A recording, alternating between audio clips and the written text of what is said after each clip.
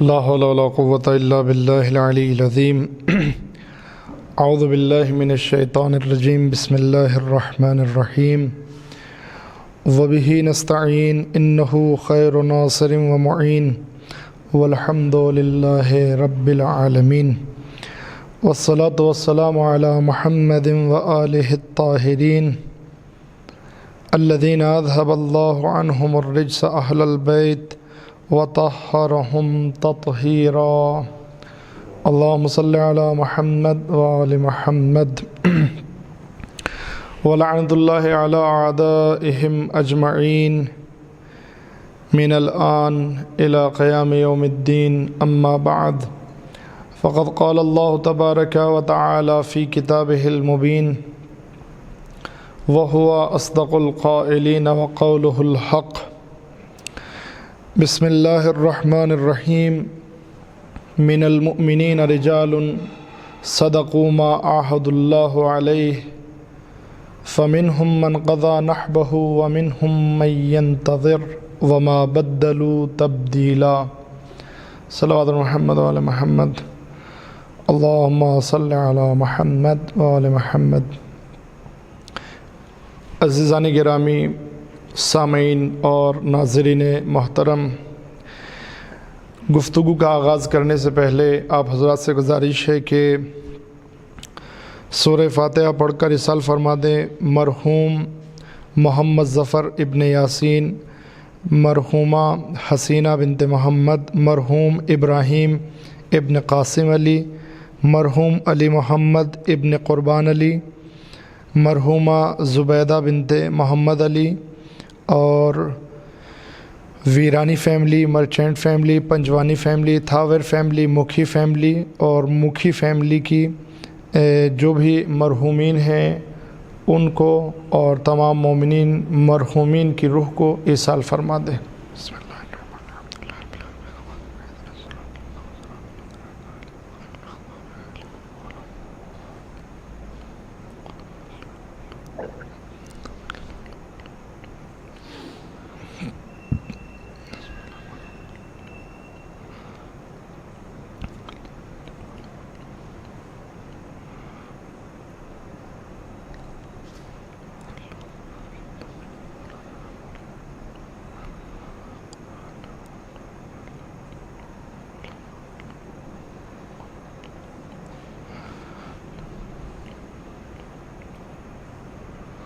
اللہم صلی علی محمد وآل محمد.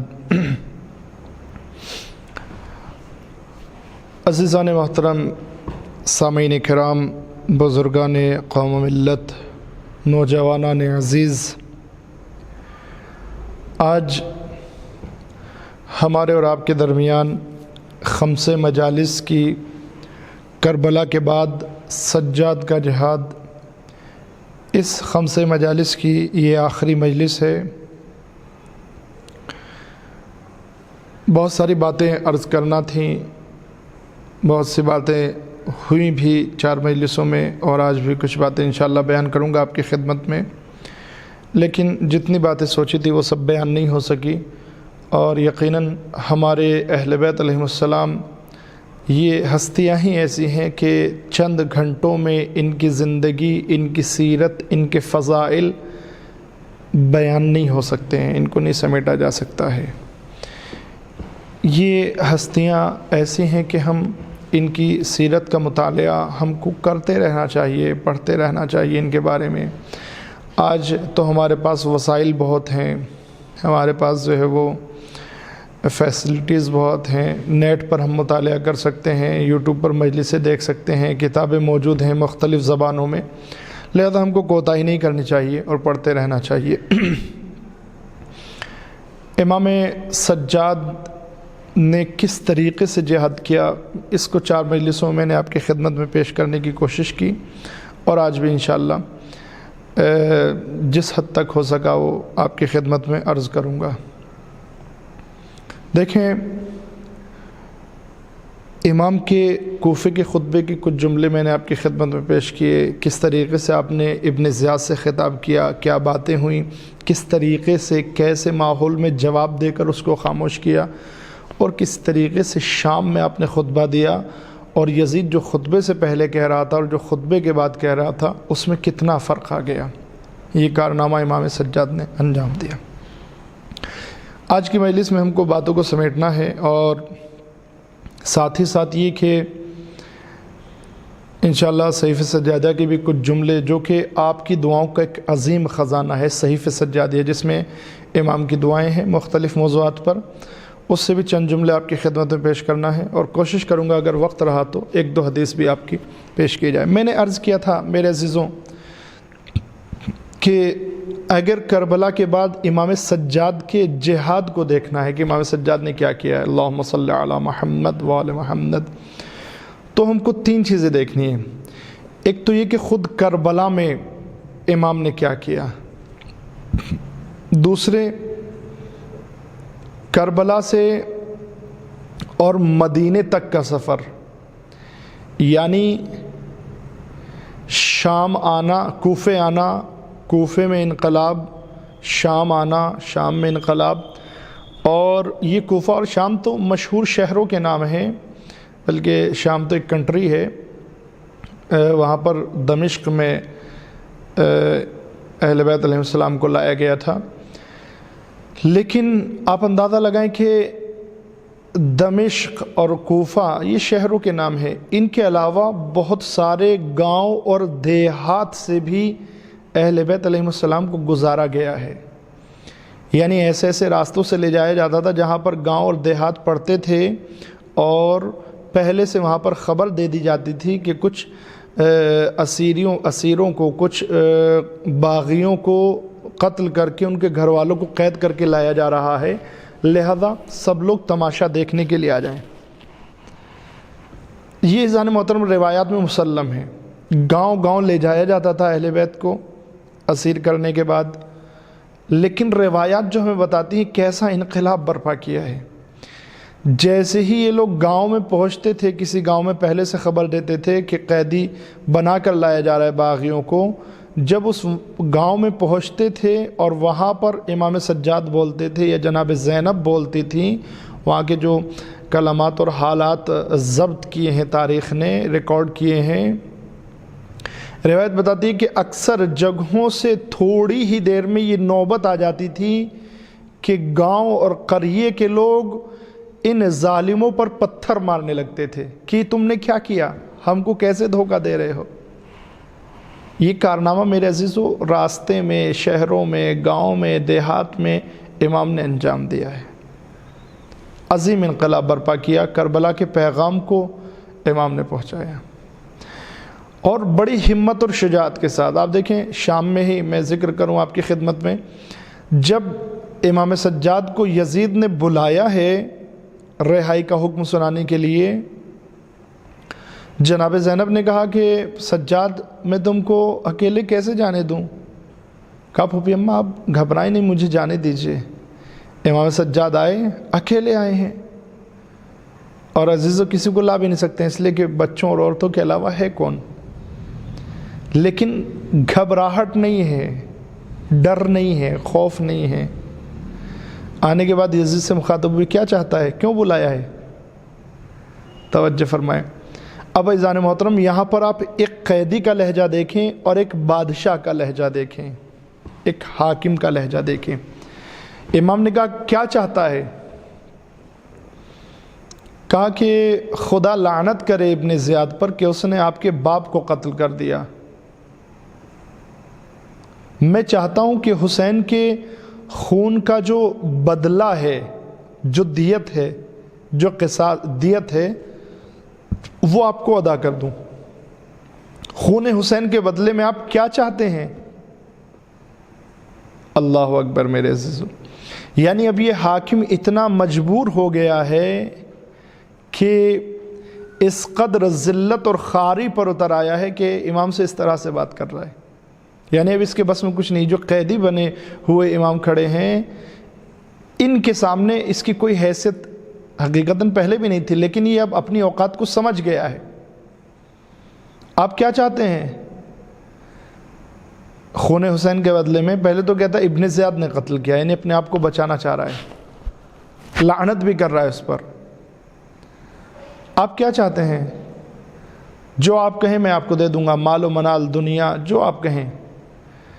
امام نے بڑا اچھا جواب دیا، فرماتے ہیں کہ اس چیز کا حساب تجھ سے میری دادی فاطمہ قیامت کے دن لیں گی۔ توجہ فرمائے میرے عزیزو، اس کا حساب تجھ سے لیا جائے گا۔ امام کیسے راضی ہو سکتے ہیں؟ ممکن ہی نہیں ہے۔ دین کا بدل دنیا ہو ہی نہیں سکتی ہے۔ امامت اور نبوت کی قیمت درہم و دینار نہیں ہو سکتے ہیں، درہم و دینار نہیں ہو سکتے ہیں۔ یہ دیت، یہ جرمانے جو ہیں عام جانوں کے لیے ہوتے ہیں، البتہ ان کے بھی برابر نہیں ہو سکتے ہیں۔ جان تو گئی، لیکن اذان محترم معصوم کے بارے میں، منصب الہی کے بارے میں تو تصور بھی نہیں کیا جا سکتا ہے۔ کہا ٹھیک ہے، پھر میں نے آپ کو آزاد کر دیا ہے، آپ کیا چاہتے ہیں؟ توجہ میرے عزیزو، حاکم پوچھ رہا ہے آپ کیا چاہتے ہیں؟ یہاں پر رہنا چاہتے ہیں، مدینے جانا چاہتے ہیں، کربلا جانا چاہتے ہیں؟ جہاں آپ کہیں۔ یہ اذان محترم ایک حاکم کو اتنا مجبور کر دیا ہے۔ امام نے کہا کہ میں اپنی پھوپھی سے مشورہ کر لوں، اس کے بعد جواب دوں گا۔ لہذا میرے عزیزو گھبرائی نہیں ہے، بالکل بھی گھبرائی نہیں ہے۔ اس کے بعد جو ہے وہ کربلا گئے آپ، اور پھر مدینے واپس آئے۔ بڑے کارنامے میرے عزیزوں، میں پہلے کچھ کارنامے جو امام نے انجام دیے ہیں ان کو عنوان کے طور پر آپ کی خدمت میں پیش کروں۔ سب سے پہلا کام جو امام سجاد نے، سب سے عظیم کام جو کربلا کے بعد انجام دیا ہے، وہ یہ جو میں نے اشارہ بھی کیا، کربلا کے واقعے کو بالکل ویسے ہی جیسے وہ ہے ویسے لوگوں تک پہنچانا، کربلا کے واقعے کی شرح بیان کرنا، کربلا کے واقعے کی تفسیر بیان کرنا، کربلا کے واقعے کی حقیقت لوگوں کے سامنے بیان کرنا۔ یہ عظیم کارنامہ میرے عزیز و امام سجاد نے انجام دیا ہے۔ ایک یہ کارنامہ امام نے انجام دیا ہے، اور امام نے اپنی حد تک کربلا کو، ایک اور جو اسی کے ساتھ امام نے کارنامہ انجام دیا وہ یہ کہ کربلا کو بدلنے سے بچایا۔ لوگ اس کے اندر تحریف کریں، اس کے اندر چینجز لائیں، اس سے امام نے بچایا کربلا کو، عاشورہ کو امام نے اس سے بچایا۔ آپ دیکھیں اس کے نمونے، آپ دیکھ سکتے ہیں نمونے کیا ہیں۔ مثال کے طور پر امام صلی اللہ علیہ وسلم کا 35-40 سال گریہ کرنا، مسلسل رونا، 35 سال مسلسل روتے رہے۔ صرف ایسے ہی روتے تھے؟ نہیں، واقعات کو یاد کر کر کے روتے تھے، واقعات کو بیان کر کر کے روتے تھے، یعنی کربلا کو لوگوں تک پہنچاتے تھے۔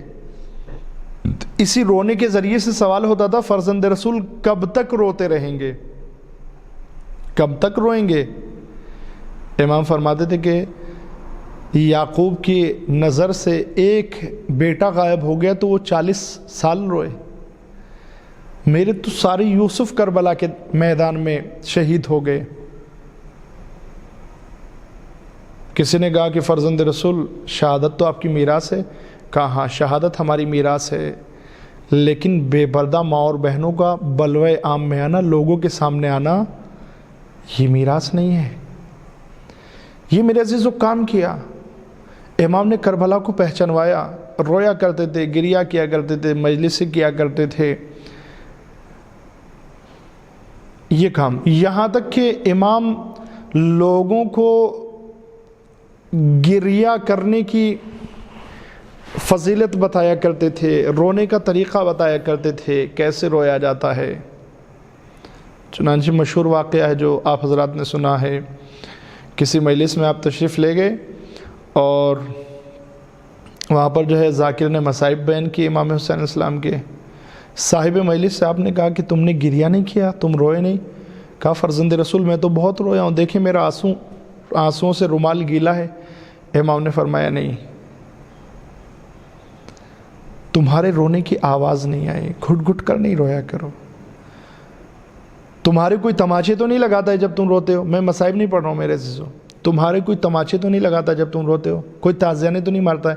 یعنی امام کیا بتا رہے ہیں؟ امام بتا رہے ہیں کہ دیکھو کربلا میں اتنا ظلم کیا گیا کہ اگر ہم اپنے عزیزوں کو روتے تھے تو بھی ہم کو تازیانے لگائے جاتے تھے۔ یہ احساسی پہلو ہے۔ امام نے کربلا کو پھیلایا، کربلا کو پہچنوایا۔ اس کے بعد آپ اندازہ لگائیں، امام کا یہ طریقہ تھا کہ جب کوئی اپنے یہاں کسی پروگرام میں دعوت دیتا تھا تو امام فرماتے تھے کہ میرے بابا کی مجلس بھی برپا کر لو، میرے بابا کی مجلس برپا کرو، میں بھی آؤں گا۔ جب کوئی بلانے کے لیے آتا تھا کہا میرے بابا کی مجلس بھی برپا کر لو۔ یہ اظہار محترم طریقہ تھا جو امام نے اختیار کیا۔ دوسرے لوگوں کو زیارت امام حسین علیہ السلام کے لیے بیدار کرنا، زیارت کے لیے جانے کے لیے بولنا، خود امام کی زیارت کرنا، زیارت کے لیے جانا، یہ امام کی زندگی میں شامل ہو گیا تھا۔ یعنی امام کربلا کے پیغام کو برابر پہنچاتے رہے۔ یہ میرے عزیز و امام نے عظیم کام کیا۔ ایک کارنامہ یہ تھا۔ اب ہماری بھی ذمہ داری ہے کہ جیسے امام سجاد نے بغیر کسی تبدیلی کے کربلا کے پیغام کو پہنچایا ہے، ہم بھی امام کی سیرت پر عمل کرتے ہوئے کربلا کے پیغام کو بغیر کسی تبدیلی کے پہنچائیں۔ کربلا کو پہنچا تو رہے ہیں بہت لوگ، لیکن عزیزان محترم اپنی منمانی کربلا، اپنے دل کی کربلا، اپنی خواہشات کی کربلا، جس کی خواہشات جیسی ہوں، نہیں، یہ کربلا نہیں چاہیے امام کو۔ امام کو وہ کربلا چاہیے جو حقیقی اور سچی کربلا ہے، جس کو امام سجاد نے پہنچایا ہے۔ لہذا امام سجاد کی سیرت پر عمل کرتے ہوئے ہماری ذمہ داری یہ بنتی ہے کہ حقیقی کربلا کو پہنچائیں، کربلا میں کیا ہوا۔ اس کے بعد دوسرا جو عظیم کارنامہ امام سجاد نے، آج چونکہ آخری مجلس ہے اس لیے مجھے بہت ساری باتیں سمیٹنی بھی ہیں، اور آخر میں انشاءاللہ دعا اور کچھ حدیثیں آپ کی خدمت میں عرض کروں گا۔ دوسرا کارنامہ جو میرے عزیزو آپ نے انجام دیا وہ ایک امام کی پرورش، امام محمد باقر علیہ السلام کی۔ چونکہ امام کے زمانے کے حالات ایسے ہو گئے تھے، امام صلی اللہ علیہ وسلم کے بہت سخت حالات تھے آپ کے زمانے کے۔ کچھ اماموں کے دور میں حالات ایسے ہوئے ہیں، یعنی لوگ بہت ٹوٹ گئے تھے، بیداری بھی پیدا ہو رہی تھی لوگوں کے اندر، بیداریاں بھی پیدا ہو رہی تھیں، بیداریاں بھی لوگوں کے اندر پیدا ہو رہی تھیں۔ مثال کے طور پر سلیمان بن سورد خزائی انہوں نے قیام کیا، جناب مختار نے قیام کیا، اور کچھ لوگوں نے قیام کیا، جناب زید نے قیام کیا۔ یہ بیداریاں پیدا ہوئیں۔ امام نے جو کربلا کے پیغام کو پہنچایا اس کے ذریعے سے لوگوں کے اندر بیداری پیدا ہوئی، جس کے ذریعے سے مختلف جو ہے وہ قیام بھی جو ہے وہ رونما ہوئے۔ امام کربلا کے قاتلوں سے انتقام کے لیے قیام ہوئے اور انتقام لیا گیا۔ لہذا حالات جو ہے وہ بہت گھٹن کا ماحول تھا امام کے زمانے میں، بہت زیادہ گھٹن کا ماحول تھا، اور سختیاں بہت زیادہ تھیں، نظارت بہت زیادہ تھی، یعنی مکمل جو ہے وہ نگرانی کی جاتی تھی، دیکھا جاتا تھا، یعنی زوم کیا ہوا تھا گویا امام پر جو ہے۔ لہذا ایسے حالات میں امام بہت آزاد نہیں تھے سیاسی کام انجام دینے کے لیے، لیکن اس کے باوجود بھی اپنی حکمت عملی کے مطابق کام انجام دیے۔ امام سجاد نے ایک عظیم کارنامہ جو انجام دیا، اور جو ہر امام کی ذمہ داری بھی ہوتی ہے، اپنے بعد کے امام کی پرورش، بہترین انداز میں پرورش کی، بہترین انداز میں ان کو رشد کرایا، تربیت کی، اور پھر امام محمد باقر اللہم صلی علی محمد وعلی محمد آپ نے جو کارنامے انجام دیے وہ سب کے لیے واضح اور روشن ہیں۔ علم کے میدان میں آپ نے کیا کیا کارنامے انجام دیے۔ تیسرا کام جو آپ نے انجام دیا، البتہ صرف امام، میں یہاں پر عرض کروں میرے عزیزو آپ کی خدمت میں، صرف امام محمد باقر کی تربیت نہیں، بلکہ مثلا جناب زید کی تربیت، اور صرف جناب زید نہیں، عظیم کارنامہ میرے عزیزو توجہ فرمائیں جو امام سجاد نے رخ اختیار کیا۔ امام سجاد نے سب سے زیادہ غلاموں کی تربیت کی ہے۔ غلاموں کی تربیت کس لیے؟ ان سے خدمت لینے کے لیے، امام غلام خریدتے تھے، ان کو پڑھنا سکھاتے تھے، لکھنا سکھاتے تھے، صحیح مذہب تشیع کے معارف ان کو سکھاتے تھے اور اس کے بعد ان کو آزاد کر دیتے تھے۔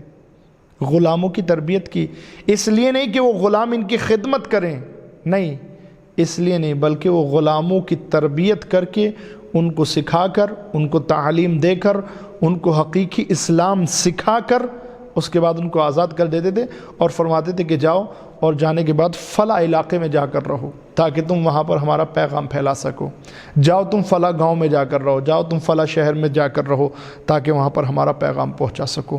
یہ عظیم کارنامہ۔ امام کے بارے میں روایت ہے کہ امام شوال کے مہینے میں غلام خریدتے تھے، بہت سارے غلام خریدتے تھے، اس کے بعد پورے سال ان کی تربیت کر کے رمضان میں آزاد کرنا شروع کرتے تھے، کچھ پہلی رات میں، کچھ دوسری رات میں، یہاں تک کہ عید تک جو ہے وہ تمام غلاموں کو آزاد کر دیتے تھے۔ 1 سال تک امام تربیت کر کے اپنے پاس سے کھانا کھلاتے تھے، البتہ غلام ظاہر ہے کہ کام بھی کرتے ہوں گے جس سے جو ہے وہ خرچہ پورا کیا جا سکے، لیکن 1 سال تک جس کو امام کے ساتھ رہنے کا شرف مل جائے اور اس کے اندر یہ صلاحیت بھی ہو کہ اس شرف کو سمجھ سکے، توجہ میرے عزیزو، یہ صلاحیت ہونی چاہیے۔ انسان کا اپنا اپنا ظرف ہوتا ہے، اپنی اپنی کیپیسٹی ہوتی ہے ہر انسان کی، کوئی جو ہے وہ چند لمحوں میں سمجھ جاتا ہے اور کچھ لوگ ایسے ہوتے ہیں کہ وہ کبھی بھی نہیں سمجھتے ہیں۔ میں آپ کی خدمت میں مثال پیش کر دوں۔ ایک دن ایک بکریاں چرانے والا چرواہا جنگل سے، عام طور پہ ایسا ہوتا تھا کہ گاؤں اور شہر کے باہر جو ہے وہ جن لوگوں کے پاس زیادہ بھیڑ بکریاں ہوتی تھی، جیسے آج بھی جانور کو جو ہے وہ آبادی کے باہر پالتے ہیں، ویسے ہی اس زمانے میں بھی جن لوگوں کے پاس زیادہ جانور ہوتے تھے، بڑا غلہ ہوتا تھا، وہ شہر کے باہر ایک خیمہ بنا لیتے تھے، وہیں پر جانوروں کو رکھتے تھے، وہیں پر 1-2 لوگ رہا کرتے تھے ان کی نگہبانی کے لیے، وہیں پر سارے انتظامات ہوا کرتے تھے۔ تو یہ بیچارہ ایک بکری چرانے والا ایک دن جو ہے وہ مدینہ شہر میں آیا، حضور کا زمانہ ہے، حضور اکرم صلی اللہ علیہ وسلم، اللہم صلی علی محمد، آیا اور آنے کے بعد حضور کی مجلس میں پہنچا، صحابہ بیٹھے ہوئے تھے، حضور سے خطاب کیا، یا رسول اللہ میں قرآن سیکھنا چاہتا ہوں۔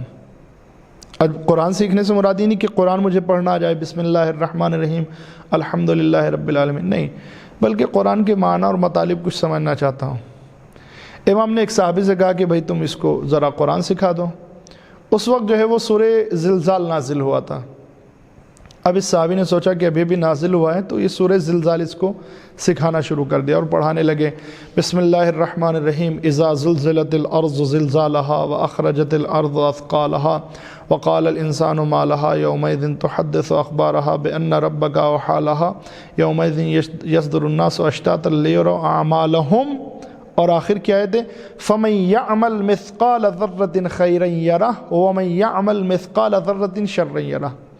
جیسے آخر کی 2 آیتوں پر پہنچے، فَمَن يَعْمَلْ مِثْقَالَ ذَرَّةٍ خَيْرًا يَرَهُ وَمَن يَعْمَلْ مِثْقَالَ ذَرَّةٍ شَرًّا يَرَهُ، یہ 2 آیتیں جیسے ہی اس چرواہے نے سنی تو صحابی سے پوچھا کیا یہ واقعاً قرآن ہے؟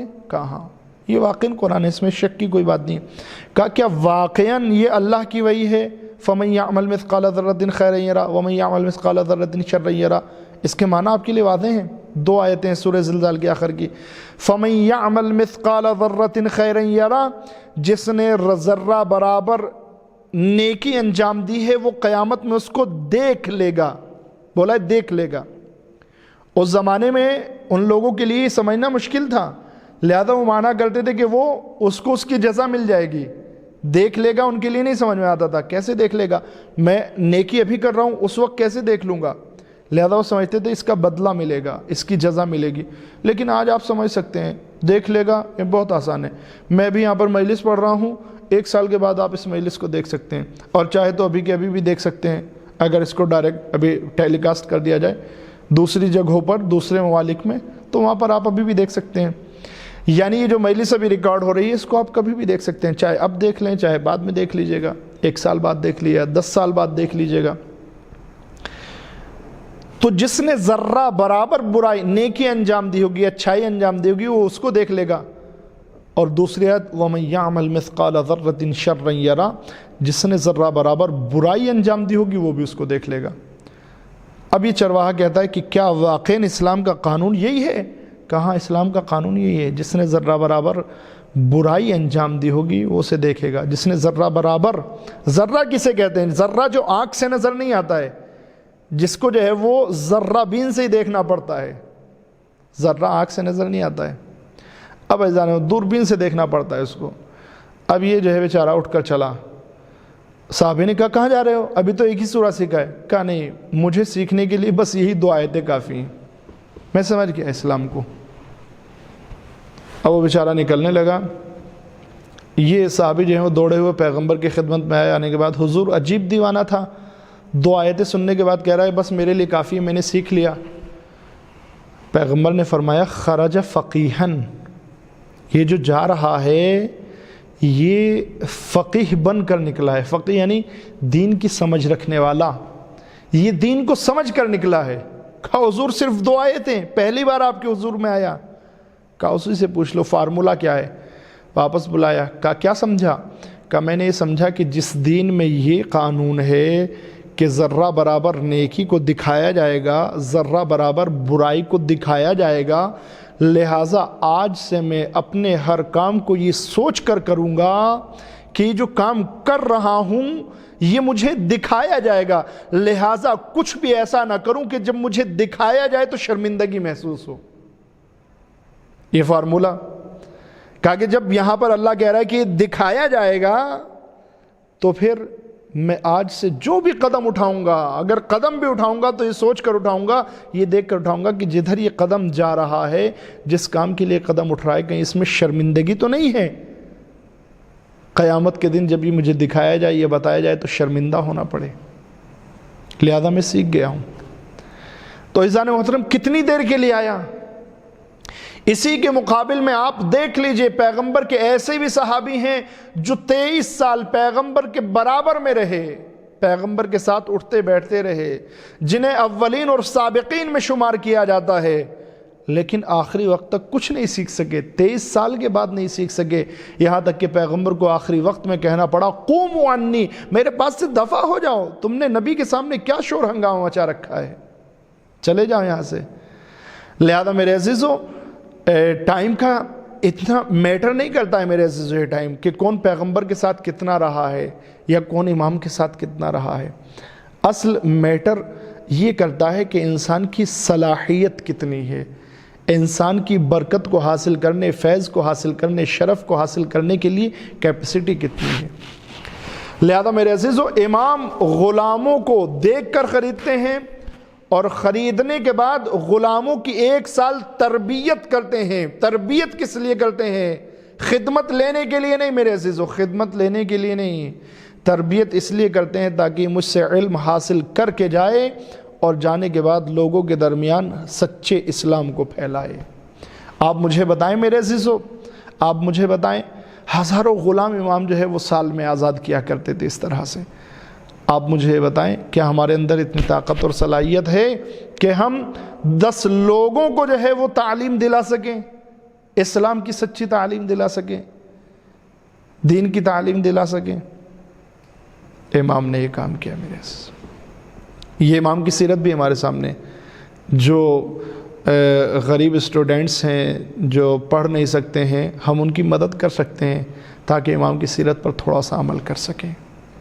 اور عزیزان محترم آج ہم کو یہ کرنا پڑے گا میرے عزیزوں، میرے بزرگوں، جوانوں توجہ فرمائیں، آج ہمارے پاس نہ پڑھنے کا کوئی بہانہ رہ نہیں گیا ہے، اس لیے کہ اس کے علاوہ ہمارے پاس کوئی چارہ نہیں ہے۔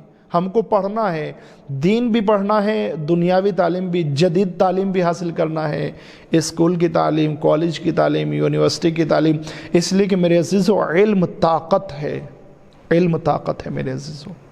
اہل بیت علیہ السلام کی طاقت علم ہے، البتہ اور بھی ان کے فضائل اور صفات ہیں، لیکن میرے عزیزو علم کے بارے میں آپ دیکھیں جتنا علم ان کے پاس ہے کسی کے پاس نہیں ہے، کسی کے پاس نہیں ہے۔ جتنا علم کے لیے تاکید انہوں نے کی ہے علم سیکھنے کی، اتنا کسی نے تاکید نہیں کی۔ اب میرے عزیزوں، میرے جوانوں، یہاں پر ذرا سوچ کر بتائیں، جب ان رہبروں نے علم حاصل کرنے کی اتنی تاکید کی ہے اور ہمیں ان کی محبت کا دعویٰ بھی ہے، تو پھر ہم میدان علم میں کیوں پیچھے رہیں؟ کیا ہمارا میدان علم میں پیچھے رہنا ہماری توہین نہیں ہے خود کی؟ ہم کو میدان علم میں پیچھے نہیں رہنا ہے، چاہے وہ دنیاوی علم ہو یا دینی علم ہو۔ البتہ یہ آپ کی خدمت میں عرض کر دوں کہ دین اور دنیا کو، علم کو ایسے نہیں بانٹ سکتے ہیں کہ مدرسے میں، حوزے میں اگر پڑھیں گے تو یہ دینی علم ہے، اسکول، کالج، یونیورسٹی میں پڑھیں گے تو یہ دنیاوی علم ہے، ایسا نہیں میرے عزیزوں۔ علم کو جذبے کے اعتبار سے بانٹا جائے گا، جذبے کے اعتبار سے بانٹا جائے گا۔ اگر آپ کالج میں پڑھتے ہیں، یونیورسٹی میں پڑھتے ہیں، ڈاکٹر بن رہے ہیں، انجینئر بن رہے ہیں، وکیل بن رہے ہیں، جج بن رہے ہیں، لیکن آپ کی نیت یہ ہے کہ ہم کو لوگوں کی خدمت کرنا ہے، دین کی خدمت کرنا ہے، ڈاکٹر بن کے اللہ کے بندوں کی خدمت کرنا ہے، انجینئر بن کے اللہ کے بندوں کی خدمت کرنا ہے، جج بن کے اللہ کے بندوں کی خدمت کرنا ہے، ان کو انصاف دلانا ہے، صحیح فیصلہ کرنا ہے، ایڈوکیٹ بن کے جو ہے کسی کو انصاف دلانا ہے۔ اگر آپ کا جذبہ یہ ہے تو یہی اسکول، کالج اور یونیورسٹی کی تعلیم دینی تعلیم ہے، اس لیے کہ دینی تعلیم کو کتابوں اور جگہ سے طے نہیں کیا جاتا ہے، دینی تعلیم کو جذبے سے طے کیا جاتا ہے۔ لیکن اگر ایک انسان مدرسے میں جاتا ہے، حوزے میں جاتا ہے، مکتب میں جاتا ہے، نجف جاتا ہے، قم جاتا ہے، اور اس کے بعد جو ہے وہ جتنے بھی حوزات ہیں سب میں پڑھتا ہے اور بہت بڑا عمامہ بھی لگا لیتا ہے، لیکن اس کا ہدف لوگوں کو نیچا دکھانا ہے، اس کا ہدف اس علم کے ذریعے فخر کرنا ہے کہ میرے پاس اتنا علم ہے، اس کا ہدف، اس کا مقصد ریاکاری ہے، دکھاوا ہے، تو پھر یہ سمجھ لیجیے کہ یہ علم دنیا ہے، یہ علم دین نہیں ہے۔ لیکن میرے عزیزو، ہمیں علم کے میدان میں پیچھے نہیں رہنا ہے۔ امام نے غلام خریدے، کوئی پڑھنے والا نہیں ہے۔ میں نے کل کی مجلس میں عرض کیا تھا، جب امام شام میں آ رہے ہیں، امام کو کوئی بھی امام کے عنوان سے نہیں پہچانتا ہے۔ مدینے میں جب امام آئے ہیں تب بھی امام کو کوئی بھی امامت کے عنوان سے نہیں پہچانتا ہے، کوئی نہیں پہچانتا ہے۔ اسی لیے عزیزان محترم، یہاں پر اختلافات ہوئے، لوگوں کو شبہات ہوئے کہ امام یہ ہیں یا کوئی اور ہیں، لوگوں کو شبہات پیدا ہوئے میرے عزیزوں۔ شروع میں جو ہے امامت کی حیثیت سے نہیں پہچانتے تھے، لہذا جب امامت کی حیثیت سے نہیں پہچانتے تھے تو پھر نہیں آتے تھے، لہذا اماموں نے غلام خریدنے شروع کیے۔ اور میرے عزیزو، امام کے کام سے دیکھیں، میں آج روایت پڑھ رہا تھا، نوبت یہ آ گئی میرے عزیزو، امام نے اتنا علمی کام انجام دیا، اتنے غلاموں کو تربیت دی کہ پھر وقت ایسا آ گیا تھا وہاں پر کہ جس نے امام سے ملاقات نہ کی ہو، یا یوں کہوں کہ جس نے امام سے ملاقات کی ہو اور امام کے پاس بیٹھا ہو، اسی کو خوشبخت سمجھا جاتا تھا، اسی کو نیک سمجھا جاتا تھا، اسی کو سعید سمجھا جاتا تھا۔ جو امام کے پاس نہ بیٹھا ہو، امام سے علم حاصل نہ کیا ہو، کچھ وقت کے بعد اس کو جو ہے وہ کوئی اہمیت نہیں دی جاتی تھی۔ اور غلاموں کی تربیت کیسی کی میرے عزیزو، یہاں تک کہ جب غلاموں کو امام بھیجتے تھے تو غلاموں کو سخت درد ہوتا تھا، مولا ہمیں یہ آزادی نہیں چاہیے، ہمیں آپ کی غلامی زیادہ پسند ہے۔ لیکن امام فرماتے تھے کہ نہیں، تمہیں وہاں پر جانا ہے، تمہیں وہاں پر جانا ہے۔ یہاں تک کہ غلام کے بارے میں روایت ہے، فرزند رسول اگر خود سے جدا کریں گے تو مر جاؤں گا، یہاں تک کہ اس صدمے میں مر گیا کہ میں امام سے جدا ہو رہا ہوں۔ ایسی محبت، ایسی تعلیم دی میرے عزیزو، یہ کارنامہ انجام دیا۔ واقع حرہ آپ نے سنا ہے، یزید نے پہلے سال کربلا میں امام حسین کو قتل کرایا، دوسرے سال خانہ کعبہ پر حملہ ہوا، اور تیسرے سال مدینے پر حملہ ہوا۔ کیسا حملہ، کتنا غلط اور برا کام اس خبیث نے انجام دلوایا، لعنت اللہ علیہ یزید نے۔ واقع حرہ یعنی کیا، 10,000 کا لشکر بھیجا مدینے پر حملہ کرنے کے لیے، اور کہا اس لشکر کو اجازت دی کہ 3 دن تک 10,000 کے لشکر پر مدینے کی عورتیں، مدینے کے مال اور مدینے کے گھر سب جائز ہیں۔ یہ 10,000 کا لشکر جو چاہتا ہے مدینے کے ساتھ کرے، ان کا گھر لوٹنا چاہتا ہے لوٹے، گھروں میں آگ لگانا چاہتا ہے لگائے، مال لوٹنا چاہتا ہے لوٹے، قتل کرنا چاہتا ہے قتل کرے، اور ان کی عورتوں اور ناموس کے ساتھ اگر برا فعل انجام دینا چاہتا ہے تو دے، ان کی ناموس کو پامال کرنا چاہتا ہے تو کرے۔ اور میرے عزیزو ایسا ہوا، یہاں تک کہ مجھے نہیں معلوم یہ جملہ میں کیسے عرض کروں، مدینے میں اس واقعے کے بعد جو ایک مدت ہوتی ہے حمل کی، پریگنینسی کی جو مدت ہوتی ہے، اس واقع حرہ کے بعد نہ جانے کتنے بچے ایسا پیدا ہوئے جن کے باپ معلوم نہیں تھے۔ مدینہ رسول کے مدینے میں اپنے آپ کو جانشین کہنے والا خلیفہ، لیکن عزیزان محترم اس زمانے میں اگر یزید کی ہمت نہیں تھی تو یہ ہمت نہیں تھی کہ امام زین العابدین کے گھر پر حملہ کر سکے یا امام زین العابدین کے خیمے پر حملہ کر سکے۔ یہ ایک اور عظیم کارنامہ میں امام کا آپ کی خدمت میں پیش کروں۔ ایک کارنامہ امام کا میرے عزیزو یہ تھا، امام نے کربلا سے واپس آنے کے بعد آپ مدینے کے اندر کم رہے ہیں، مدینے کے اندر نہیں رہے امام 2-3 سال تک۔ امام نے مدینے کے باہر جنگل میں ایک خیمہ لگایا، اس خیمے میں امام زیادہ رہا کرتے تھے۔ مدینے میں آمد و رفت تھی، آتے تھے جاتے تھے، لیکن زیادہ خیمے میں رہا کرتے تھے۔ کیوں؟ تاکہ حکومت کے کارندے امام پر زیادہ نظر نہ رکھ سکیں۔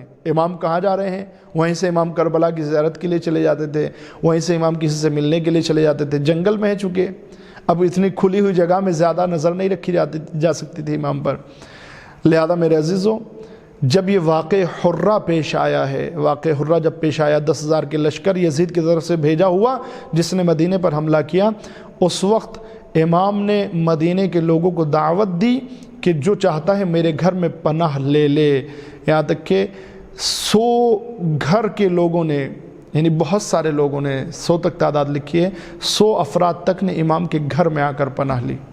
اور یزید کی طرف سے بھی اعلان ہوا تھا، اس لیے کہ ڈرتا تھا، جانتا تھا کہ امام نے کیسا انقلاب برپا کیا ہے، کہا کہ جو علی ابن الحسین کے گھر میں آ جائے اس کو کوئی پریشان نہیں کر سکتا ہے۔ یہ میرے عزیز و انقلاب امام نے برپا کیا، اس طریقے سے امام نے خدمات انجام دی۔ اور آپ دیکھیں خود جب مدینے میں آ رہے ہیں پہلے باہر رکے، باہر رکنے کے بعد بشیر کو بلوایا، چونکہ لوگ شعر اور خطبے کی زبان کو زیادہ جانتے تھے، شعر اور خطبے کی زبان کو زیادہ جانتے تھے، لہذا شاعر کو بلایا، بشیر تمہارے باپ تو اچھے شعر کہا کرتے تھے، تم بھی شعر کہتے ہو؟ کہا فرزند رسول کہہ لیتا ہوں۔ کہا تو جاؤ ہمارے آنے کی خبر سنا دو جا کر۔ یہ خود ایک کام تھا، یہ خود ایک اچھا اسٹیپ تھا امام کا، شعر کے ذریعے سے لوگوں کو بیدار کرنا۔ لہذا میرے عزیزوں امام نے یہ کارنامہ بہت عجیب بڑا کارنامہ انجام دیا۔ تیسرا کارنامہ جو امام کا تھا، قرآن اور اہل بیت علیہم السلام کی سیرت کو لوگوں میں عام کرنا، قرآن کے کلچر کو رائج کرنا، قرآنی کلچر کو رائج کرنا میرے عزیزوں۔ اس کے لیے امام کیا کرتے تھے؟ اس کے لیے امام اپنی دعاؤں کے ذریعے سے قرآن کی تعلیمات کو پھیلاتے تھے، دعاؤں کے ذریعے سے۔ اور اس کے علاوہ ایک کام جو امام نے انجام دیا، وہی جو فقہا اور جو علماء تھے اس زمانے میں، ان پر نظر رکھنا، ان کو سیدھے راستے کی ہدایت کرتے رہنا۔ اور پانچویں چیز میرے عزیزو، پانچویں چیز یہ کہ آپ نے ایسے حالات میں بھی لوگوں کو بے پناہ بے وارث نہیں چھوڑا، لوگوں کی مدد کیا کرتے تھے، سیاسی مدد کرتے تھے، مادی مدد کرتے تھے، معنوی مدد کرتے تھے، اجتماعی مدد کرتے تھے، ہر طریقے سے لوگوں کی مدد کرتے تھے۔ نہ جانے کتنے گھروں کے خرچ کا ذمہ امام اٹھایا کرتے تھے، نہ جانے کتنے گھروں کا ذمہ۔ راتوں کو روٹیاں بانٹنے کے لیے نکل جاتے تھے، کاندھوں پر روٹیوں کے بورے رکھ کر۔ یہاں تک کہ عزیزان محترم جب امام سجاد کو امام محمد باقر نے غسل دیا ہے تو آپ نے دیکھا کہ آپ کی کمر پر گڈھے بنے ہوئے ہیں، گہرائیاں ہیں۔ آپ رونے لگے۔ کسی نے پوچھا فرزند رسول رونے کا سبب کیا ہے؟ ابھی میں مصائب نہیں پڑھ رہا ہوں میرے عزیزو، چند باتیں اور اس کے بعد مصائب۔ کہا رونے کی وجہ کیا ہے؟ کہا رونے کی وجہ یہ ہے کہ میرے بابا کے کمر پر نشان پڑے ہوئے ہیں۔ کہا کیسے نشان ہے؟ کہا کہ رات کو میرے بابا روٹیاں بانٹنے کے لیے نکل جایا کرتے تھے، یہ اس کے نشان ہے۔ یہ میرے عزیزو یہ کارنامے امام نے انجام دیے ہیں۔ ہماری ذمہ داری بھی یہی ہے کہ ہم امام کی سیرت سے درس لیں، ہم بھی اس طرح کے کارنامے انجام دیں میرے عزیزو۔ اب میں آپ کی خدمت میں امام کی دعا کے میرے عزیزو، امام نے دعاؤں کے ذریعے بھی میرے عزیزو کتنا عظیم کارنامہ انجام دیا ہے۔ امام کی جو دعائیں ہیں وہ بہت مختلف عناوین کی دعائیں ہیں۔ مثال کے طور پر دنوں کی دعائیں ہیں، کاموں کی دعائیں ہیں۔ میں یہاں پر ایک دعا جو آپ جمعے کے دن اور عید کے دن پڑھا کرتے تھے اس کا تھوڑا سا آپ کی خدمت میں پیش کرتا ہوں۔ فرماتے ہیں اللہم ان ھذا المقام لخلفائک، توجہ میرے عزیزو، یہ دعا ہے لیکن امام مکمل نظام بتا رہے ہیں، سسٹم بتا رہے ہیں۔ اللہم ان ھذا المقام، خدایا یہ مقام یعنی مقام خلافت، رسول کی جگہ پر بیٹھنا، جانشینی، یہ کس کا مقام ہے؟ حکومت کس کا مقام ہے؟ لخلفائک، یہ تیرے خلیفاؤں کا مقام ہے، یہ ان کا مقام ہے جو تیرے خلیفہ ہیں۔ وَأَصْفِيَائِكَ، یہ ان کا مقام ہے جن کو تو نے چنا ہے، جنہیں تو نے چنا ہے۔ یعنی عزیزان محترم، امام نے دو جملوں میں دو باتیں بتائیں۔ ایک پہلے جملے میں ایک بات یہ بتائی کہ دیکھو حکومت اللہ کے خلفاء کے لیے ہے، دوسرے وَأَصْفِيَائِكَ، جن کو تو نے چنا ہے، یعنی امام یہ بتا رہے ہیں یہاں پر کہ خلیفہ، جانشین اور حاکم وہ ہوتا ہے جس کو اللہ چنے، نہ کہ لوگ چنے۔ اس ایک جملے کے ذریعے سے امام نے مکمل اموی سسٹم کو باطل کر دیا۔ امام کا ایک کام ہی یہ تھا میرے عزیزو، جو اموی حکومت کا جو چہرہ تھا اس کی حقیقت کو لوگوں کے سامنے لانا۔ ایک جملے سے خدایا یہ مقام ان کے لیے ہے جن کو تو نے چنا ہے، لیکن اموی جو مکمل سسٹم ہے یہ لوگوں کا چنا ہوا ہے۔ لہذا امام نے دعاؤں کے ذریعے سے کس طریقے سے وَمَوَاضِعُ أُمَنَائِكَ فِي الدَّرَجَةِ الرَّفِيعَةِ، خدایا جن کو تو نے وضع کیا ہے، جن کو تو نے درجات بلند کیے ہیں، یہ عزیزان محترم۔ اس کے بعد جو ہے یہ بہت لمبا ہے، میں صرف دوسرا فراز عرض کرتا ہوں۔ اللہم لَعْنَ أَعْدَاءَهُم مِّنَ الْأَوَّلِينَ، خدایا اپنے جانشینوں کے دشمن، تمام دشمنوں پر لعنت کر، من الاولین والآخرین، شروع سے آخر تک، ومن رضی بفعالہم، توجہ فرمائے میرے عزیزو، خدایا لعنت کر ان پر جو دشمن ہیں تیرے خلیفہ کے، تیرے جانشین کے، تیرے وسیع کے دشمن ہیں، شروع سے آخر تک جتنے بھی ہیں ان سب پر لعنت کر۔ اور اس کے بعد کیا فرماتے ہیں؟ صرف ان پر نہیں، ومن رضی بفعالہم، ان لوگوں پر بھی لعنت کر جو تیرے جانشینوں کے دشمن کے کام سے راضی ہیں۔ توجہ میرے عزیزو، یعنی جو کربلا میں امام حسین کے مقابل میں تھے ان پر بھی لعنت، اور جو آج بھی اگر کوئی کربلا کا ذکر سن کر جس کی فکر یزید کی طرف چلی جائے اس پر بھی لعنت، جو یزید کی کام سے راضی ہو جائے اس پر بھی لعنت، جو دشمنان اہل بیت کے کام سے راضی ہو، ان کی فکر سے راضی ہو، سوچے کہ ہاں انہوں نے صحیح کیا، اس پر بھی لعنت۔ وَأَشْيَاعَهُمْ، ان کی پیروی کرنے والوں پر بھی لعنت۔ وَأَتْبَاعَهُمْ، ان کا اتباع کرنے والوں پر بھی لعنت۔ اس کے بعد جو ہے وہ جگہ جگہ پر صلوات پڑھواتے ہیں۔ اسی طریقے سے میرے عزیزو امام کی اور بھی بہت ساری دعائیں ہیں۔ مثال کے طور پر ایک دعا کا عنوان ہی امام کا یہ ہے، ظالموں سے مقابلے کی دعا، ظلم سے مقابلے کی دعا، ایک دعا کا عنوان ہی ہے۔ ایک صلوات پڑھے محمد والے محمد پر، اللہم صلی علی محمد و آل محمد۔ میں صرف ایک جملہ آپ کی خدمت میں عرض کرتا ہوں اور جلدی سے گفتگو کو تمام کرتا ہوں۔ دیکھیں یہ دعا ہے ظالموں سے مقابلے کے لیے، انصاف چاہنے کے لیے دعا۔ فرماتے ہیں اس دعا میں، آپ فرماتے ہیں مجھے جو ٹکڑا آپ کی خدمت میں پیش کرنا ہے بس اسی کو پیش کرتا ہوں۔ وَيَا مَنْ قَرُبَتْ نُصْرَتُهُ مِنَ الْمَظْلُومِينَ، اے وہ خدا جس کی مدد مظلوموں کے ساتھ ہے، یعنی مظلوموں کی مدد کرنے والے خدا۔ وَيَا مَنْ بَعُدَ عَوْنُهُ عَنِ الظَّالِمِينَ، اے وہ خدا جو ظالمین کی مدد بالکل بھی نہیں کرتا ہے۔ قَدْ عَلِمْتَ يَا إِلَٰهِ مَا نَالَنِي مِنْ فُلَانٍ بِابْنِ فُلَانٍ، خدا تو جانتا ہے کہ فلاں بن فلاں نے میرے ساتھ کیا کیا ہے، مما خطرتا وانتہکہ منی مما حجرتا مما حجزت علیہ بطرن فی نعمک عندہ، خدایا جو بھی کچھ ہے وہ سب کچھ تیرے سامنے ہے، تو جانتا ہے۔ لہذا دوسرے فراز میں فرماتے ہیں، پہلے صلوات بھیجتے ہیں اللہم صلی علی محمد وعلیہ اللہم صلی علی محمد وعلی محمد، اس کے بعد فرماتے ہیں فَخُذْ ظَالِمِي وَعَدُوِّي عَنْ ظُلْمِ بِقُوَّتِكَ، خدایا اپنی قدرت کے ذریعے جو بھی مجھ پر ظلم کرتا ہے، جو بھی میرا دشمن ہے، خدایا اس کو اپنی قدرت کے ذریعے سے جکڑ لے، اس کا حساب کر۔ وَفْلُلْ حَدَّهُ عَنِّي بِقُدْرَتِكَ، خدایا ان کی جو ہیلے ہیں، جو بہت مکاریاں اور چالاکیاں ہیں، ان کو سست کر دے، باطل کر دے۔ وَجْعَلْ لَهُ شُغْلًا فِي مَا يَلِيهِ، خدایا ایسا کر کہ وہ اپنے اندر ہی الجھ کر رہ جائیں۔ یہ اذان محترم مکمل ایک نظام دے رہے ہیں امام، یعنی اذان محترم امام یہ سیرت دینا چاہ رہے ہیں کہ اے لوگوں، اگر ظلم سے مقابلہ کرنا ہے تو ظلم سے مقابلے کا ایک راستہ یہ ہے کہ ایسے حالات پیدا کر دو اپنی ہوشیاری کے ذریعے کہ ظالم خود اپنے اندر الجھ کر رہ جائے۔ یہ ایک راستہ دے رہے ہیں، کہنے کے لیے دعا ہے، لیکن اذان محترم امام ہم کو ایک نظام دے رہے ہیں۔ اور وہاں پر جو دوسری دعا میں نے آپ کی خدمت میں پیش کی، وہاں پر امام نے کیا بتایا؟ وہاں پر امام نے ہمارے سامنے بتایا کہ یہ مقام جو ہے اللہ کے چنے ہوئے لوگوں کے لیے ہے۔ یہ اذان محترم امام نے دعاؤں کے ذریعے سے بھی بڑے عظیم کارنامے انجام دیے ہیں۔ آخر میں میرے عزیزو امام کی ایک حدیث اور بس مصائب کے جملے اور گفتگو تمام۔ حدیث میرے عزیزو اس لیے کہ چونکہ کافی ذکر امام کا ہوا تو بہتر ایک حدیث کے ذریعے سے جو ہے وہ حسن ختام ہو جائے۔ فرماتے ہیں کہ امام فرماتے ہیں ثلاث من کن فیہ من المؤمنین کان فی کنف اللہ، جس کے اندر 3 خصلتیں پائی جاتی ہوں وہ مومن اللہ کی پناہ میں رہتا ہے۔ جس مومن کے اندر 3 خصلتیں ہوں وہ اللہ کی پناہ میں ہے، یعنی اللہ نے اس کو اپنی پناہ میں لے لیا ہے، ایسے سمجھیں۔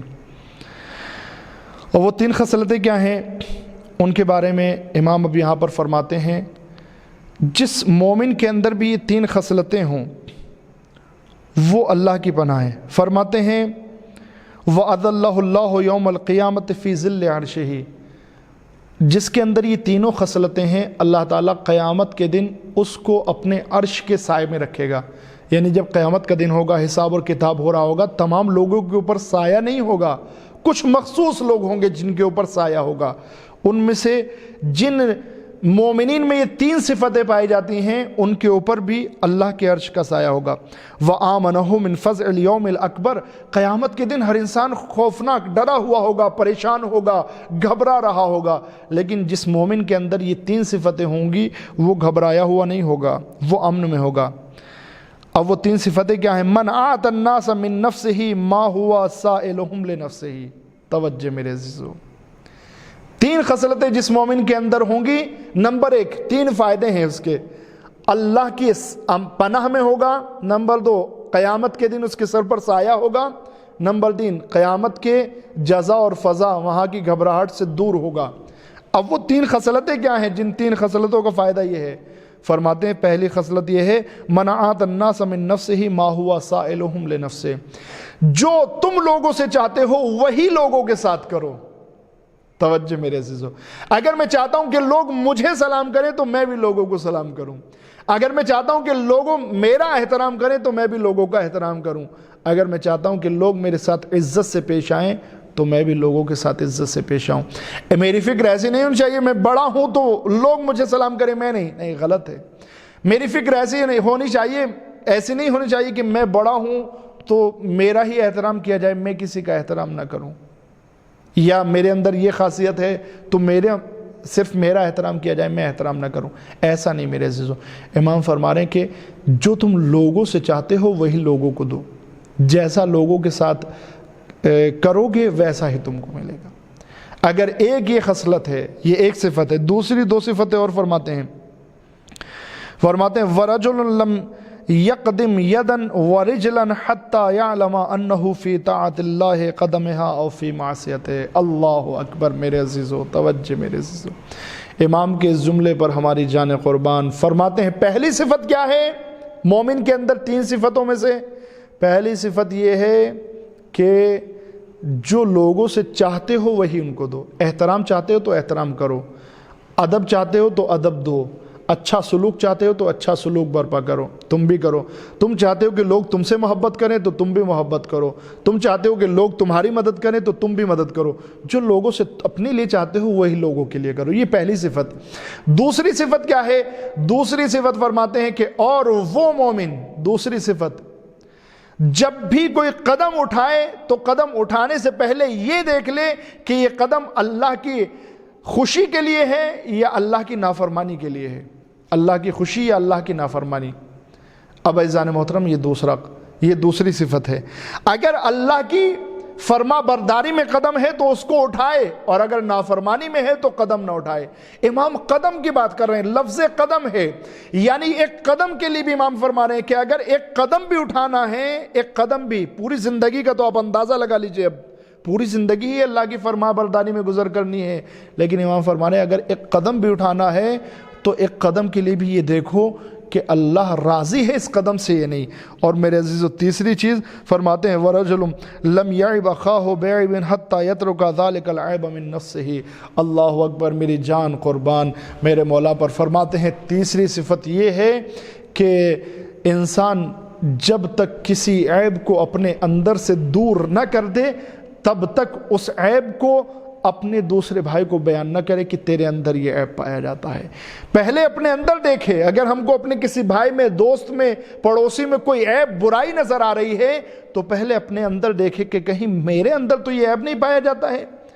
اگر میرے اندر ہے تو پہلے اپنے اندر سے اس عیب کو دور کروں اور اس کے بعد اپنے بھائی سے کہوں کہ بھائی تیرے اندر یہ برائی ہے, وہ بھی محترمانہ طریقے سے, اچھے طریقے سے, کہ بھائی تیرے اندر یہ برائی پائی جاتی ہے, اس کو اپنے اندر سے دور کر لے.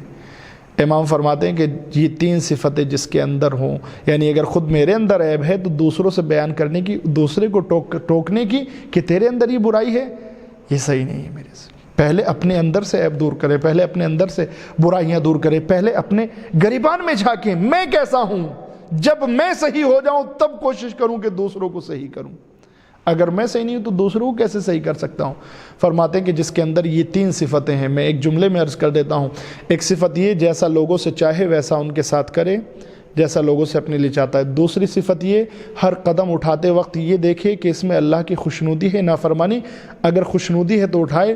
اور تیسری یہ کہ جو عیب اپنے اندر ہو اس کو لوگوں کے درمیان نہ نکالے.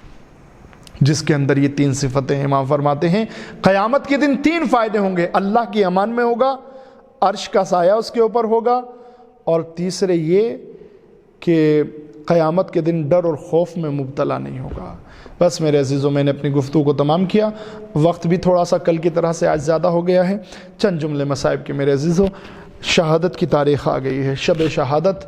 اللہ اکبر میرے عزیزوں. امام زین العابدین, آج رونے میں میرے عزیزوں کنجوسی نہیں کیجیے گا بالکل بھی, جتنا رونا ہو رو لیجیے گا. اس لیے کہ آج کس کو رو رہے ہیں؟ آج اس کو رو رہے ہیں جو اپنے بابا کو 35 سال روتا رہا. اللہ اکبر میرے عزیزوں.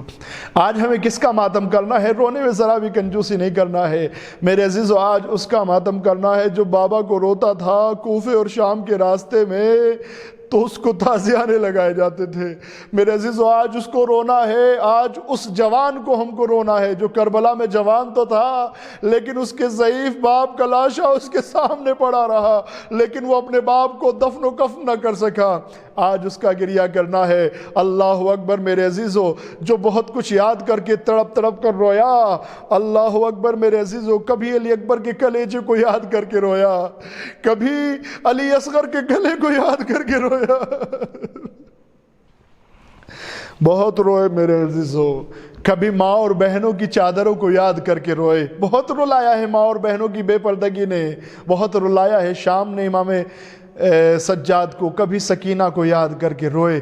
ہاں عزیزو, عالم تو یہ ہے میرے عزیزو. جو ایک واقعہ ہے میرے عزیزو, ایک قصائی جانور کو لے کر جا رہا ہے, چاقو ہاتھ میں ہے, مدینے میں. امام نے پوچھا بھائی یہ جانور کہاں لے جا رہے ہو؟ کہا فرزند رسول ذبح کرنے کے لیے لے جا رہا ہوں, ذبح کرنے کے لیے لے جا رہا ہوں. امام نے فرمایا تجھے ذبح کرنے کے آداب پتہ ہے؟ کہا حضور آپ کے نانا نے ہم کو آداب سکھائے ہیں، رسول اللہ نے ہمیں آداب سکھائے ہیں۔ کہا کیا؟ کہ جب جانور کو ہم ذبح کرنا چاہتے ہیں پہلے پیٹ بھر کھانا کھلاتے ہیں، اس کے بعد اس کو پانی پلاتے ہیں، پھر 3 مرتبہ جب تک وہ پانی سے خود منہ نہ ہٹا لے تب تک اس کے سامنے پانی کو رکھتے رہتے ہیں۔ کہا اور کیا جانتے ہو ذبح کرنے کے آداب کے بارے میں؟ کہا ذبح کرنے کے آداب کے بارے میں اور یہ جانتے ہیں جب کسی جانور کو ذبح کرتے ہیں تو اس کے سامنے سے دوسرے جانوروں کو ہٹا لیتے ہیں۔ اتنا سنا میرے مولا نے رونا شروع کر دیا۔ قصاب نے پوچھا آقا آپ کیوں رو رہے ہیں؟ کہا جس نے تمہیں قربانی کے آداب سکھائے ہیں اس کے نواسے کو جب ذبح کیا گیا تو کسی بھی ادب کا لحاظ نہ رکھا گیا، بھوکا پیاسا ذبح کیا گیا۔ میری پھوپھی کھڑی ہوئی دیکھ رہی تھی، بہن کے سامنے بھائی کے گلے پر خنجر چلایا گیا۔ اللہ اکبر میرے عزیزو، میرے امام کی گریہ کا عالم یہ تھا جب بازار سے گزرتے تھے قصاب گوشت پر پردہ ڈال دیا کرتے تھے، اس لیے کہ امام کو کچھ بھی دیکھ کر یاد آ جایا کرتی تھی کربلا کے منظر کی۔ پانی کو دیکھتے تھے، وضو کرنے کے لیے بیٹھے، کب نہ روئے، کیوں نہ روئے میرے عزیزو، کیوں نہ روئے سجاد وضو کرنے کے لیے بیٹھے، رونے لگے، گریہ کرنے لگے۔ اللہ اکبر میرے عزیزو، وضو کر رہے ہیں، ایک مرتبہ وضو کر رہے ہیں، ایک چاہنے والا جو ہے وہ دروازے پر آیا، آنے کے بعد کنیز دروازہ بجایا، کنیز باہر آئی۔ کہا کیا ہوا؟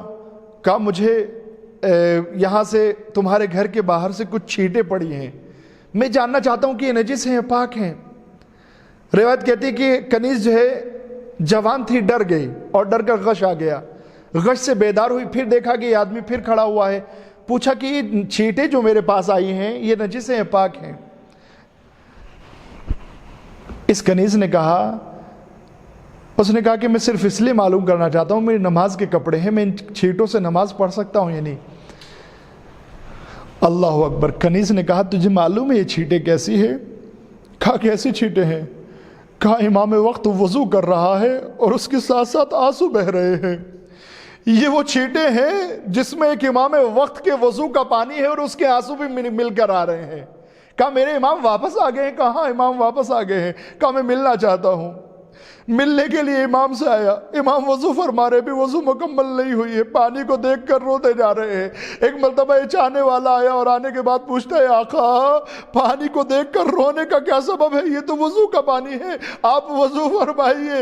امام نے فرمایا اے میرے چاہنے والے، یہ وضو کا جو تھوڑا سا پانی ہے، اگر اتنا ہی پانی کربلا میں ہوتا میرا بھیا علی اصغر پیاسا سا نہ ہوتا، اگر صرف اتنا سا پانی کربلا میں ہوتا۔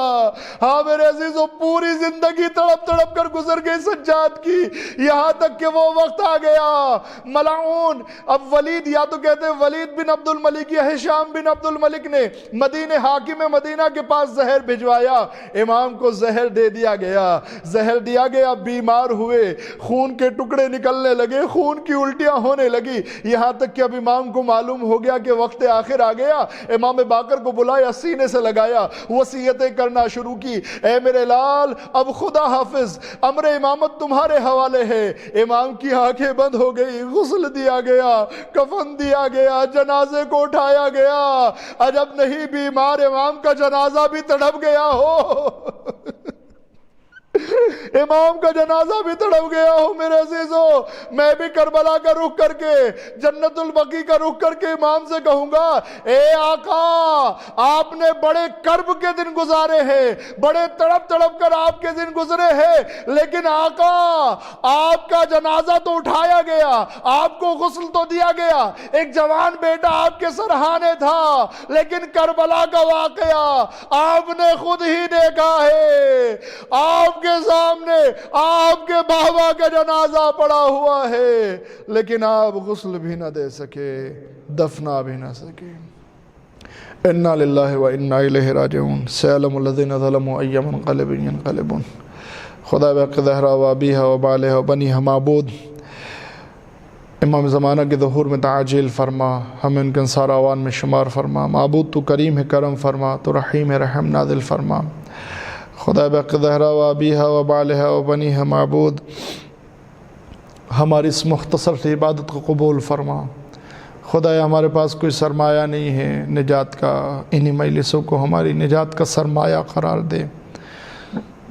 خدا بحق زہرا و ابیہا و بعلہا و بنیہا معبود ہم کو معصومین علیہ السلام کی سیرت پر عمل کرنے کی توفیق عنایت فرما، امام سجاد کی سیرت کو سمجھ کر اس پر عمل کرنے کی توفیق عنایت فرما۔ خدا بحق زہرا و ابیہا و بعلہا و بنیہا معبود چہردہ معصومین کا واسطہ، شہداء کربلا کا واسطہ، خدایا کورونا وائرس کو جلد از جلد نیست و نابود فرما۔ خدایا جو بھی بندے تیرے اس وائرس میں گرفتار ہیں ان کو جلد از جلد اس وبا سے نجات عنایت فرما۔ خدایا جو بھی بیمار ہیں سب کی بیماری کو دور فرما، شفاء عاجل و کامل عنایت فرما۔ امام زمانہ کے ظہور میں تعجیل فرما، ہمیں ان کے انصار اعوان میں شمار فرما۔ آپ حضرات سے گزارش ہے سورہ فاتحہ پڑھ کر ایصال فرما دیں۔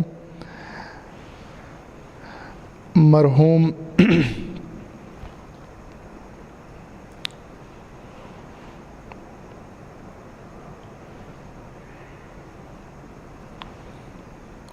ایصال فرما دیں مرحوم محمد ظفر ابن یاسین، مرحومہ حسینہ بنت محمد، مرحوم ابراہیم ابن قاسم علی، مرحوم علی محمد ابن قربان علی، مرحومہ زبیدہ بنت محمد علی، اور Virani family, Merchant family, Panjwani family, Thavir family اور مکھی فیملی کے مرحومین اور تمام مومنین مرحومین کو ایصال فرما دیں۔ بسم اللہ الرحمن الرحیم۔